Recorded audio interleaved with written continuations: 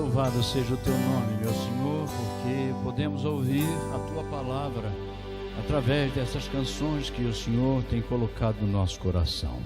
Obrigado porque são elas confortadoras, são elas orientadoras, são elas disciplinadoras, são elas, Senhor, que nos dão toda a direção que o Senhor tem para as nossas vidas.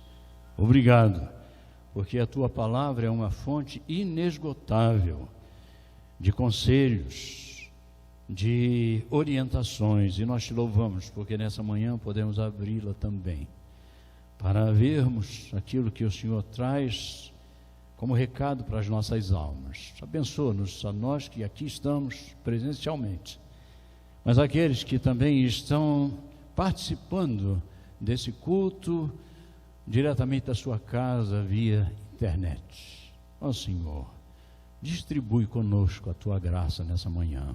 Mais uma vez, nós te pedimos, em nome de Jesus. Amém. Queridos, eu tenho um texto longo para ler, mas é bom ler a palavra do Senhor. E eu quero convidá-lo a abrir a palavra do Senhor. Deixa eu botar isso aqui mais para cá um pouquinho. Tomara que não caia aqui. Não, tudo bem, vai dar certo aqui. Abre para mim aqui, Celso, por favor, Gênesis 12. Nós vamos ler Gênesis 12, de 1.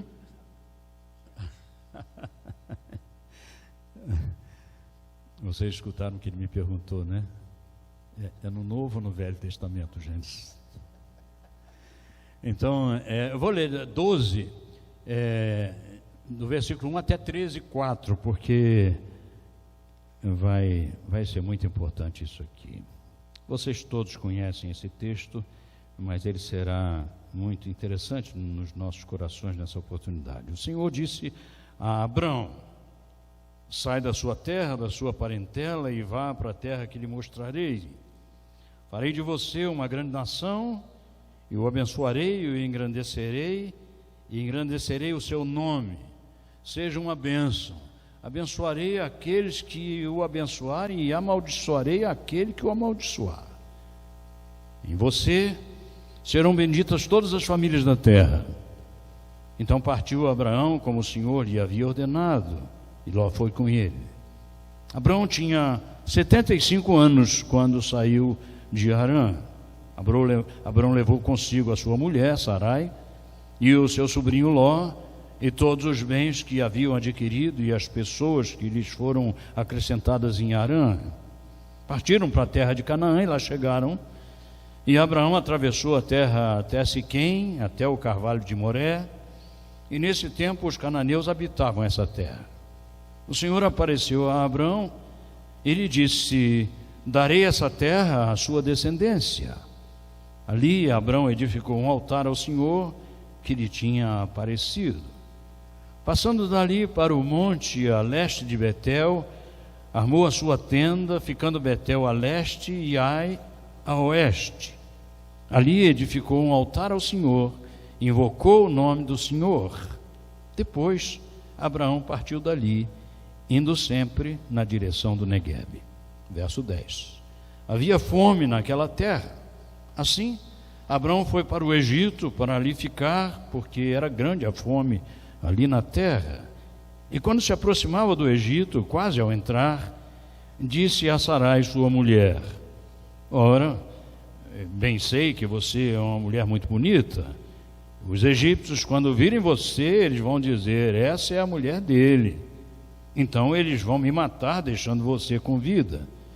Diga, pois, que você é minha irmã, para que me tratem bem por sua causa e por amor a você me conservem a vida.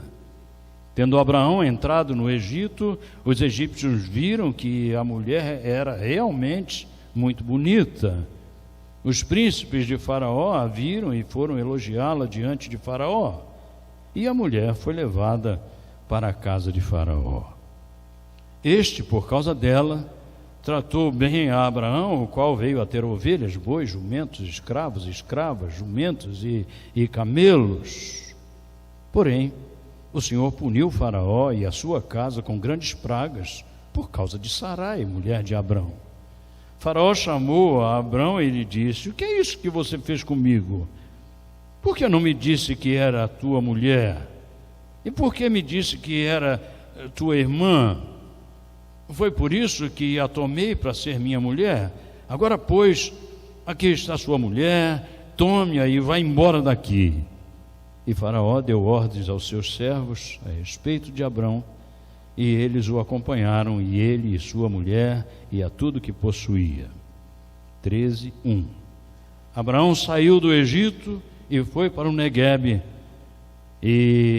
Abraão saiu do Egito e foi para o Neguebe, ele, a sua mulher e tudo o que tinha, e Ló foi com ele. Abraão era muito rico, possuía gado, prata e ouro. Fez as suas jornadas do Neguebe até Betel, até o lugar onde primeiro tinha armado sua tenda, entre Betel e Ai, até o lugar do altar que anteriormente tinha feito. E ali Abrão invocou o nome do Senhor. Eu quero louvar ao Senhor, recapitulando rapidamente essa história, muito conhecida de todos nós. Não havia necessidade de fazer isso, mas é bem provável que você esteja também na sua casa, ouvindo pela primeira vez esse texto e essa história. Então eu quero deixar isso bem gravado na sua mente. Abraão é chamado para sair e ir para a terra que lhe seria mostrada. As promessas que Deus faz a ele estão nos versos 2 e 3, que nós acabamos de ler, do capítulo 12.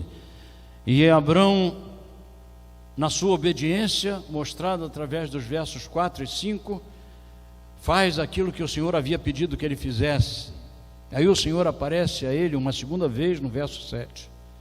E ele, mais uma vez, é obediente e ele cultua ao Senhor. Mas ele vai para o Egito porque ele achou fome no lugar para onde o Senhor o havia enviado. E ali ele entrega a sua mulher para aqueles homens, mais especificamente para o Faraó. E então a punição de Deus vem sobre Faraó e a sua casa. E então ele volta para a terra prometida e ele invoca ao Senhor. Esse é o resumo de toda a história. Essa parte da história de Abraão, meus irmãos e meus amigos, nos faz refletir sobre os nossos dias, sobre os dias que nós estamos vivenciando. Quando ao olharmos para grandes homens na Bíblia, a gente sempre vai notar e vai ver que Deus os reconhece. Se você olhar para Davi, você vai ver que apesar de suas dificuldades, ele foi o homem segundo o coração de Deus. O próprio Moisés não entrou na terra prometida, apesar de ele ser aquele que tirou o povo do Egito.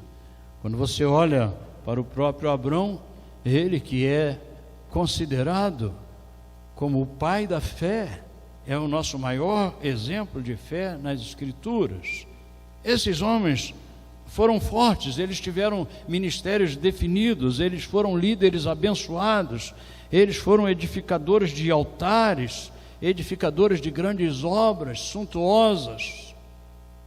Mas há dois caminhos que sempre se interpõem na vida de quem segue e na vida de quem serve a Deus. Primeiro, o caminho da bênção, e segundo, o caminho do medo. E a pergunta é: onde eu, Paulo César, estou? Onde você está? Você está trilhando o caminho da bênção hoje, ou você está trilhando o caminho do medo diante das circunstâncias? Eu não sei, essa é uma pergunta muito pessoal aos nossos corações. Quem sabe nós estejamos experimentando a paz, a firmeza e a ousadia, ou quem sabe a gente esteja experimentando o medo e até o sofrimento. Às vezes o sofrimento psicológico e não necessariamente físico. Mas nós, servos, nós precisamos entender duas coisas. A primeira é que ambas as experiências citadas, elas fazem parte da nossa peregrinação, porque não somos desse mundo. Estamos nesse mundo, mas não somos desse mundo. Somos peregrinos aqui. Mas essa questão do caminho da bênção e do caminho do medo, ambos fazem parte das nossas vidas. Porque não somos fortes o bastante. Não há justo nem sequer um, não há quem entenda, não há quem busque a Deus, não há super-homens diante de Deus. Não importa o que Deus colocou em nossas mãos, não importa qual a popularidade que podemos ter, não importa quais são as ferramentas que nós temos, não importa, nenhum de nós é forte o suficiente. Segundo, é que o caminho da ida pode ser um desastre, e tem sido desastre muitas vezes, nas nossas próprias vidas, porque às vezes nós inclusive confundimos a vontade do Senhor. Eu me lembro que quando o Elo começou fruto de um engano na vida de Jairinho. Jairinho fora para Portugal, abençoado por sua própria igreja, com imposição de mãos. Ele foi para Portugal, mas chegando lá ele viu que errou. E quando ele voltou, ele estava lá no seu apartamento sozinho, as coisas ainda estavam no navio, voltando de Portugal para o Brasil, e alguém me disse: seu amigo está lá muito para baixo. E eu fui visitá-lo, e quando eu cheguei lá, eu falei: o que está havendo contigo? Ele sentado no carpete. E daí ele disse: eu interpretei mal a vontade do Senhor, e eu não sei o que fazer agora, porque a minha igreja impôs as mãos sobre mim, e eu fui, e estava tudo tão certo, e agora, com que cara eu chego? Eu digo: você chega com essa cara mesmo, porque nós somos assim. Deus não erra, quem erra somos nós. Mas quando nós reconhecemos o nosso erro, nós reconhecemos o que de fato somos. Vai lá, bate na porta da igreja e diga para eles: errei, mas estou aqui, estou de volta. Muitos de nós precisamos reconhecer os nossos erros e voltar e bater na porta da igreja e dizer: igreja, eu errei, mas eu estou aqui de volta, porque o Senhor tem tratado na minha alma. Eu escrevi uma música sobre Pedro que se chama Pescador. E eu gosto de pensar que Pedro, a decepção dele no ministério foi tão grande, porque ele era tão forte, ou se sentia assim. Em dado momento, ninguém seria capaz de trair ao Senhor, ninguém. Não da estatura de Pedro, pensava ele, creio. Às vezes nos sentimos assim, mas agora ele está acabrunhado, agora ele está envergonhado, e sabe o que ele faz? Ele volta para a praia para pescar peixe. Mas ele já tinha passado isso na vida. Agora ele tinha um outro estágio, mas estava desanimado, e ele, quando está ali na praia, é impressionante isso, como eu me alegro no Senhor por isso, porque aí o Senhor vai atrás dele de novo. O Senhor podia dizer: quer saber, me abandonou, então fica aí, agora curte o abandono. Vai ser, o Senhor foi lá atrás dele, e ele estava pescando peixes de novo, e o Senhor trata com ele, e ele volta. E eu fico pensando: será que lembramos do nosso dia de chamado?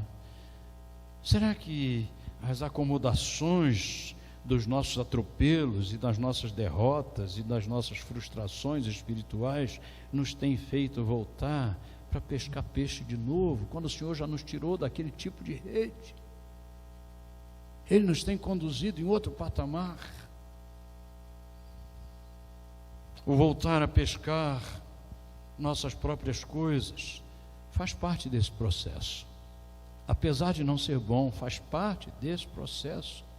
Às vezes nós começamos a pescar as nossas coisas de novo, íamos tão bem, mas começamos a pescar as nossas coisas, as nossas próprias coisas. E o Senhor, na sua graça, volta lá e através da sua palavra diz ao nosso coração: o que você está fazendo aqui, rapaz? Você não lembra do dia que eu te tirei daqui? Você não lembra? Isso foi tão precioso para você. E Ele trata conosco. E ele então, Abraão recebe essa ordem de Deus, e recebe essa promessa de Deus, e Abraão então deixa tudo, deixa a sua casa, deixa a sua família, traz a sua mulher, Ló vem com ele, a Bíblia diz. E é interessante que a ideia parece mostrar ali que Ló veio com ele, não necessariamente que ele tenha feito questão de trazê-lo, mas Ló veio com ele. Ele trouxe suas coisas, mas ficou a parentela, ficou tudo para trás. A decisão dele diz de uma obediência irrestrita. E eu fico pensando no meu chamado também. Também deveria ser acompanhado de uma obediência irrestrita, não é verdade? Mas ao chegar no lugar da bênção, ao chegar em Canaã, ele se depara com uma crise. Nós sempre somos colocados diante de crises na nossa fé. A nossa fé sempre será provada. Mesmo a do pai da fé foi provada. E então acontece um problema ali, porque tem fome ali na cidade. Então, isso não estava escrito no envio dele. Isso não estava na pauta que Deus usou quando disse para ele ir para Canaã. Ele não tinha lido nada disso. Então, aquela forte fé agora está sentindo um abalo. É uma fé muito forte, mas agora a fome está trazendo um abalo. E então começa um espiral de declínio. Há algum tempo atrás, um colega meu me chamou para voar de paraglider. Eu gosto muito desses trem. Então eu fui fazer um voo com ele, e quando ele estava lá em cima, ele é muito bom nisso. Quando estava lá em cima, eu de carona com ele, e ele disse: ô Paulo, eu olhou o relógio e disse: rapaz, eu tenho pouco tempo, eu vou ter uma reunião daqui a pouco e eu preciso descer um pouco mais rápido, você topa? Eu digo: me explica. E ele disse: não, eu vou fazer parafuso, tá? Sabe o que é parafuso? Eu sei aquilo que você bota na madeira. Ele disse: não, estou fazendo aqui, estou falando aqui. Parafuso é o seguinte: eu vou ter que descer em espiral assim mais rapidamente para chegar a mais coisa e tal. E tudo bem para você? Eu digo: tudo bem, você está junto, né? E ele veio eu falei: vai arrebentar tudo isso aqui, essas cordas não vão segurar esse velame de jeito nenhum. E descendo. E quando eu penso em espiral, eu penso sempre naquele espiral decadente, aquele espiral onde o medo chega perto. E aqui acontece exatamente isso com Abrão. Começa esse declínio, e nós vemos acontecerem quatro quedas, chamo assim, 4 quedas sequentes no contexto da vida daquele grande servo. E ele se põe nessa queda por causa da sua desobediência à vontade do Senhor. Ele que já havia obedecido irrestritamente, agora desobedece. Ele esqueceu que as promessas de Deus eram para Canaã e não para o Egito, mas aí ele deixa Canaã por causa da fome e vai para o Egito. Ele esqueceu do Deus que provê e se abalou por causa da fome. Nós deixamos de confiar no Senhor porque faltou a comida. Nós deixamos de confiar no Senhor porque o vizinho lá morreu no hospital, porque o outro... Isso direcionou a vida dele ao contrário da proposta do Senhor. Será que o Senhor não supriria a vida dele ali em Canaã, o lugar da promessa? Ou Deus é sarcástico? É claro que supriria.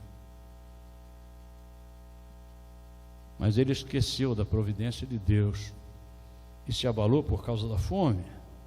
Mas ele esqueceu também do poder de Deus, porque ele teve medo das pessoas. Nós vivemos dias em que nós estamos com medo das pessoas. Eu estou generalizando. Eu vejo pessoas que às vezes caminhando, Celso, caminhando, fazendo caminhada. Eu vou usar máscara quando eu estou fazendo caminhada, mas eu quero respirar ar puro. Eu quero encher meus pulmões. Você acha que eu vou cantar de máscara? Mas de jeito nenhum. Eu vou estar engolindo todo o meu gás carbônico que eu botei para fora, eu vou estar engolindo tudo isso que é empesteado. De jeito nenhum. Tem os momentos para essas coisas. Mas é interessante que algumas pessoas estão nessa calçada, caminhando, e quando ele vê que vem outro do lado de cá, ele muda de calçada. Meus irmãos, a gente fica com medo das pessoas e esquece que nós somos filhos de um Deus poderoso, que supre todas as nossas necessidades, que tem os nossos dias escritos e determinados. Mas nós esquecemos. Não importa o tamanho da nossa fé, em alguns momentos a gente faz o que Abraão fez. E é interessante que ele esqueceu do poder de Deus, teve medo das pessoas e foi além disso, porque por causa desse medo ele entregou a sua própria mulher. Como você pode imaginar um homem de Deus, o pai da fé, entregando a sua mulher para os outros? Entregando a sua mulher para se deitar com outro homem? Por causa de medo. E finalmente, ele perdeu a chance de ser uma bênção, porque o Senhor tinha dito para ele: ser tu uma bênção. Mas ele agora perdeu a chance de ser uma bênção, e ele trouxe a maldição de Deus para o faraó e para toda a sua casa. É impressionante que a Bíblia já nos diz que um abismo chama outro abismo, o espiral vai descendo quando nos afastamos do conselho do Senhor e da vontade do Senhor. Uma curiosidade aqui que eu quero lembrar é que parece que, apesar das quedas e apesar desse espiral descendente aqui, parece que para ele estava tudo bem, porque ele estava ganhando segurança humana, ele estava se sentindo seguro, a mulher estava para lá com os outros, mas ele estava seguro, as coisas dele estavam guardadas, ele estava ganhando bens, ele estava acrescentando mais e mais coisas, ele estava bem na fita. E eu fico pensando, meus irmãos, que coisa triste, quando eu vejo que há homens e mulheres de Deus que sabem que estão contra a vontade de Deus, mas a sua segurança humana, a sua prosperidade, os faz se sentirem abençoados por causa das coisas que estão nas suas mãos. A minha igreja está dando certo.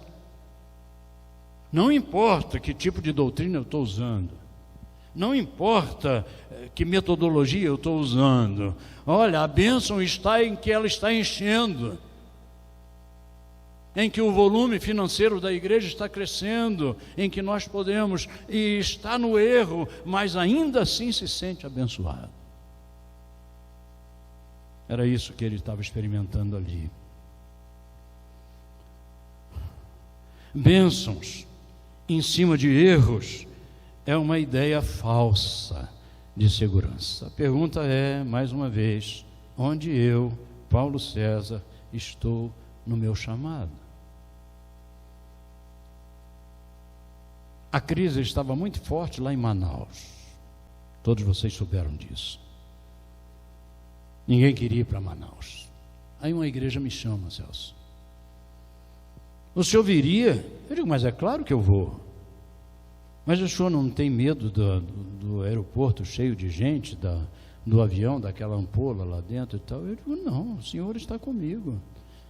E se ele quiser me levar aí, não há nada que eu vou poder fazer. Você sabe o que eu faço? Desculpe, eu não sei qual é a sua metodologia, eu não sei se você confia mais no tratamento, como é que chama? Preventivo, se você confia mais na vacina, eu não sei se você toma Melhoral para dor de cabeça ou Cibalena, eu não sei, mas não importa. Toda vez que eu vou tomar o remédio, eu tenho, é claro, a minha decisão.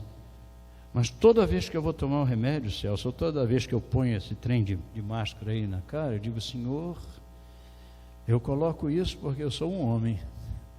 Eu ando aqui no meio das pessoas e eu também tenho o zelo da minha vida diante do Senhor, porque o Senhor sabe os meus dias, eu não. Então eu faço isso, Senhor, mas eu não confio nessas coisas. Eu confio no Senhor. Aí eu tomo o remédio. Aí você diz, e se não tivesse o remédio? Eu confiaria do Senhor do mesmo jeito. E se a cobra te mordesse? Eu também confiaria no Senhor do mesmo jeito. Vocês estão entendendo? Não é assim? É claro que é. Nós somos o povo de Deus. Nós não somos isentos do câncer. A minha esposa teve câncer 2 vezes, mas não morreu de câncer. E quando chegou no hospital, contei para Celso ontem, ela disse que quando chegou no hospital, ela foi fazer uma cirurgia cardíaca porque teve um AVC. E quando foi fazer os exames e tal, o médico disse, precisa ser operado urgentemente, precisa fazer uma operação muito delicada e tal. Resultado, ela morreu após essa questão da cirurgia. Foi para o CTI e não voltou mais. Mas aí quando eu fui assinar o papel lá, a certidão de óbito, aí eu vi que estava incompleta. E eu disse, me desculpe, mas eu não posso assinar, não está completa ainda aqui. Não, mas é só para adiantar. Eu digo, não é para adiantar não, eu sei de que se trata. Não vou assinar, só quando estiver tudo completo e com a causa morte que eu sei que foi. Então a gente vai providenciar isso e tal, e correram atrás. Eu sou testemunha disso, foi comigo. Então o que acontece, meus irmãos? Quando ela chegou no hospital, Celso, evidentemente todo mundo estava com medo tremendo de ir para o hospital. Quem não está com medo de ir para o hospital? Minha irmã hoje ligou para mim e disse, ore por mim, porque eu estou com as dores aqui na perna, mas confesso que eu estou com um pouco de medo de ir para um hospital. Minha irmã é crente no Senhor Jesus, mas esse medo faz parte dos nossos dias, eu sei que faz. Eu disse, eu vou orar por você agora mesmo, e orei junto com ela, mas disse, Senhor, faze-a lembrar que ela é filha tua, faze-a lembrar das promessas do Senhor para ela, faze-a lembrar que a mesma fé salvífica é a fé que ela precisa ter agora, faze-a pensar que ela pode ir a qualquer lugar, porque o Senhor está com ela. Compreende? A minha mensagem nessa manhã é uma mensagem de encorajamento ao seu coração, porque não somos fortes, somos todos frágeis, mas o Senhor é poderoso para conosco, o Senhor está conosco em todo o tempo. A mensagem poderia terminar aqui? Poderia, mas a experiência de um homem de Deus não o deixa na espiral descendente. Há um caminho de volta, e eu gosto muito, e vou ler de novo os versículos 3 e 4 do capítulo 13, diz exatamente assim: fez as suas jornadas do Neguebe até Betel, ele está voltando, até o lugar onde primeiro tinha armado a sua tenda, lá atrás, entre Betel e Ai, até o lugar do altar que anteriormente tinha feito, e ali Abrão invocou o nome do Senhor. Agora ele sai do Egito e volta para a terra da bênção, para a terra da promessa. Ele volta para o lugar onde ele ergueu um altar ao Senhor. Quando o Senhor converte o nosso coração, nós erguemos um altar ao Senhor, um altar de dedicação, um altar de entrega. Quando a gente diz, eu entreguei a minha vida ao Senhor, é o altar que nós estamos fazendo por aquilo que Ele já fez em nós e por nós. Que interessante. A graça do Senhor foi que o levou de volta ao plano original. E a pergunta é, mais uma vez, em nossa história, na história de cada um de nós, onde nós estamos exatamente agora? Nós estamos obedientes? Nós estamos ousados, nós estamos firmes, nós estamos abençoadores aos outros? Ou nós estamos em desobediência e nós estamos com medo da situação, com medo das outras pessoas, com medo das circunstâncias? Apocalipse, capítulo 2, verso 5 diz: lembra-te, pois, de onde caíste, arrepende-te e volta à prática das primeiras obras. E senão, eu venho a ti e moverei do seu lugar o teu candeeiro, caso não te arrependas. Mas um homem de Deus e uma mulher de Deus sempre serão conduzidos ao arrependimento. Uma das maiores diferenças na vida de um crente e na vida de um não crente é que o crente cai, mas ele é conduzido ao arrependimento. A ficha cai logo, porque é o Espírito de Deus que a faz cair. Eu louvo ao Senhor, porque o Senhor nos tem permitido o caminho da ida, às vezes desastroso, mas Ele sempre nos conduz, como seus filhos, como seu povo, a um caminho de volta. Então, que nós voltemos com alegria e paz, naquela firmeza do chamado que nos foi feito lá atrás, aquele chamado inesquecível, em que a direção de nossa vida foi definitivamente mudada. Que a gente possa voltar. Eu não conheço o seu coração, eu conheço o meu, mas joga fora o medo, confie no seu Senhor, confie naquele que pode todas as coisas. Que Deus nos abençoe. Amém.